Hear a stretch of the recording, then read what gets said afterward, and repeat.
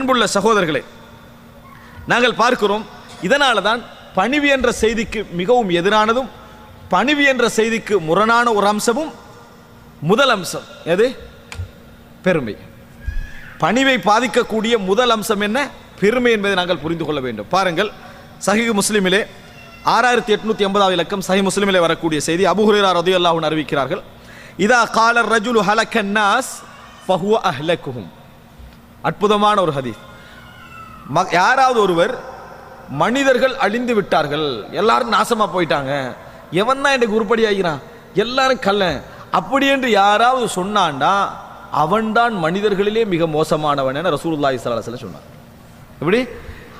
யாராவது ஹலக்கன் நாஸ், எல்லாரும் மக்கள் இன்றைக்கு நிறைய பேர் எடுத்தா என்ன பேசுவாங்க தெரியுமா? அது அவங்க பெருமைன்னே நினைக்கிறாங்களா? அது பெருமைதான்.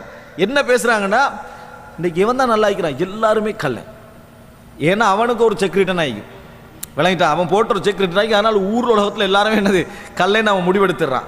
அவன் எங்கேயாவது நஷ்டப்பட்டிருப்பான். இன்றைக்கு பிஸ்னஸ் செய்கிறவன் எல்லாருமே உருப்பட மாட்டான் அவன் பட்ட நஷ்டத்துக்கு. விளங்கிட்டா, இன்றைக்கு இப்படி எல்லா விஷயத்திலும் என்ன செய்வார்கள்? ஒரு முடிவெடுத்துருவார்கள். இப்படி முடிவெடுத்தால் யாராவது இப்படி எல்லா மக்களையும் சேர்த்து எல்லோரும் அழிந்து விட்டார்கள், எல்லாரும் நாசமாக போயிட்டாங்க, எல்லாரும் கெட்டு போயிட்டாங்க, யாரும் உருப்பட மாட்டான், இப்படி சொன்னால் மிகவும் மோசமான அவர்களில் இவன் தான் ரசூல் ஸல்லல்லாஹு அலைஹி வஸல்லம். சஹீஹ் முஸ்லிமில் வரக்கூடிய செய்தி. ஏன் இவனுக்கு அப்படி வருது சொல்லுங்க பாப்போம். நான் நல்லவன் என்கின்ற உணர்வு அவனோட ஆள் மனதில் பதிவதனால தான் அவனுக்கு இந்த பேச்சு என்ன செய்கிறது?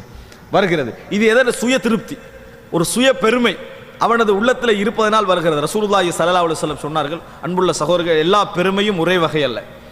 எல்லா பெருமையும் ஒரே வகை இல்லை. சிலரை பார்த்தீங்கன்னா பெருமை அடிக்கிற மனுஷன் மாதிரியே விளங்காது, சிலரை பார்த்தீங்கன்னா பெருமை அடிக்கிற மனிதன் மாதிரியே விளங்காது. நடந்த புல்லு கூட என்ன செய்யாது, பணியாத அளவுக்கு அழகான அமைதியான மனிதராக போவார். ஆனால் உள்ளத்தில் பெருமை என்ன செய்யும்? உச்சகட்டத்தில் வைக்கும். அதுக்கு ரசூல் ஸல்லல்லாஹு அலைஹி வஸல்லம் சொன்னார்கள், உஜுப் என்று சொன்னார்கள். உஜுப். நபியவர்கள் சொன்னார்கள், நீங்கள் பாவம் செய்வதை நான் பயப்படவில்லை. பாவங்களை அவ்வளவு கண்டித்த ரசூல் ஸல்லல்லாஹு அலைஹி வஸல்லம், அதற்கு எவ்வளவு பெரிய தண்டனை இருக்கிறது என்று சொன்ன ரசூல் ஸல்லல்லாஹு அலைஹி வஸல்லம் சொல்கிறார்கள், லா அக்ஷா அலைக்கும் அன் துத்னிபு.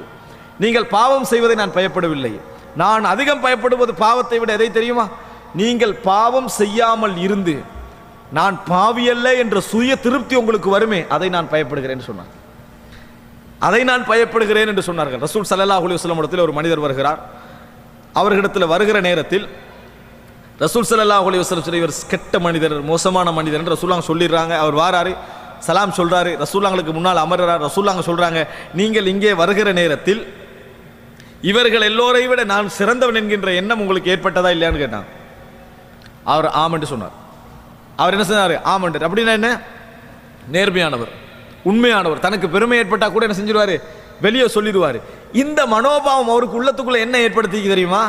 நான் இதில் கூட நான் போய் சொல்லாத பார்த்தீங்களா, நான் என் உள்ளத்தில் வந்த கெட்ட எண்ணத்தை கூட வெளிப்படையாக அப்படி வந்தது என்று ஏற்றுக்கொள்ளக்கூடிய அளவுக்கு நான் என்னது திருப்தியானவன், நல்லவன் என்கின்ற மனோபக்குவம் அவருக்கு என்ன செய்தது? ஏற்பட்டது. அதனால ரசூல் ஸல்லல்லாஹு அலைஹி வஸல்லம் சொன்னார்கள், நீங்கள் பாவம் செய்வதை நான் பயப்படவில்லை. ரசூல் ஸல்லல்லாஹு அலைஹி வஸல்லம் பாவத்தை நிறைய பயந்தாங்க, ஆனால் ஒப்பிட்டு சொல்றாங்க, பாவம் செய்வதை நான் பயப்படவில்லை, பாவம் செய்யாமல் இருந்து உங்களுக்கு உஜுப் வருமே, உள்ளத்திற்குள் ஒரு பெருமை வருமே, அதனை நான் பயப்படுகிறேன் என்று ரசூலுல்லாஹி ஸல்லல்லாஹு அலைஹி வஸல்லம் அவர்கள் சொன்னார்கள். எனவே